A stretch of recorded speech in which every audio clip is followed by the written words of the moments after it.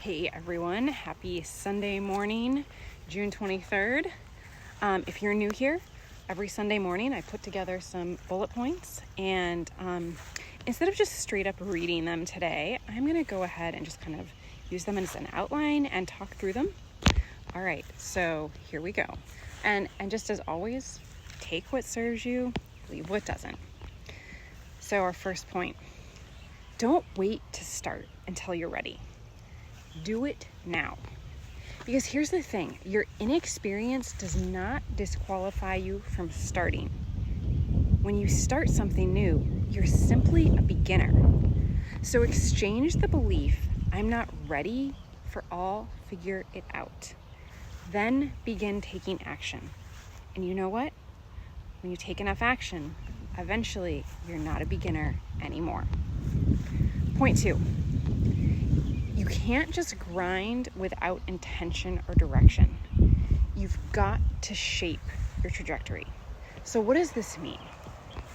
It means you need to intentionally pare away what's not working for you and mindfully add in things that are. Obviously, this means you're going to try some new things, take what works, leave what doesn't. But if you just grind for the sake of grinding, you're leaving a lot on the table performance-wise. Okay, next point. Don't wait for the ball, the job, or the opportunity to come to you. You have got to go get it. And when it's not in front of you, you have got to create it. All right, next point. A lot of times we unconsciously allow someone else to be the judge of our worth.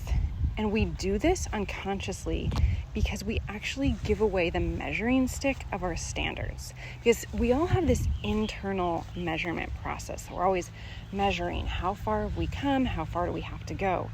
But sometimes we give this away because we're looking for so much external validation. But if you maintain your own standards inside, if you maintain your own measuring stick on the inside, by not giving the measuring tool away, you don't give someone the ability to measure you. You maintain the ability to measure you. So, if you want to be in control of your worth, maintain your own measuring stick. Next point. If you want more peace in your life, be loyal to your pace. Okay, I think you'll relate to this. A lot of us allow comparison or scarcity to set our pace. So what do I mean by that? I mean, you feel like there's not enough success to go around. You feel like everyone's winning but you. You're looking at the guy over there who looks faster and better and more experienced. And you let those feelings drive your pace. That brings in frenetic energy. It brings in feelings of desperation and lack. Instead, take a deep breath. Recenter. You have your own path. You have your own internal metronome. And if you stay loyal to your own pace and your own path, it's easier to keep your North Star in your mind's eye, in your center. And it's easier to stay centered on your path forward at your pace. That is always the fastest way there. Next point. This one's a hard one for me. Free time doesn't mean you're available. It doesn't mean you're available for a phone call unless you want to. It doesn't mean you're available for a play date or available to other people. Free time is time for you. It means you're free of obligation, free to turn your mind loose, free to rest, refresh, reset. This space, this white space, is where ideas are born. It's where we connect with ourselves. It's where we can simply be. So, next time someone wants to do something on your free time, consider if that's what you want to do and if that's what serves you best. Next point. Consider how hard it is to change yourself. Not so easy. And then you'll understand how foolish it is to try and change someone else. Next point. Thoughts are the language of the mind. Feelings are the language of the body. Next point on resentment. Resentment is giving others pieces of you that you meant to keep for yourself.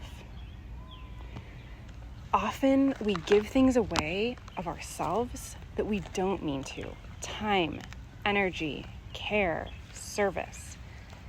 Now, when we give these things because we want to, we feel happy, we feel fulfilled, we feel like we're doing something good. But there's times that we have set aside and we've said, no, I'm not going to do this. And then we break our own internal boundary. Or sometimes we've spoken it, sometimes we haven't. And we break it. And that causes feelings of resentment. When you feel this feeling, it's a big clue that your boundaries have been trampled on. And that holds whether or not you've communicated the boundary. So it is on you to communicate a boundary. Sometimes you need to be more clear on communicating it to yourself so you can communicate it to others. All right, last point. Do interesting things. Follow your higher calling. Listen to that voice inside, that whisper in your gut. You do not know what you're going to become to start. You just need to take the next step. Carrie, some things I'm thinking, Kimmel. Thanks for being here. We'll see you tomorrow.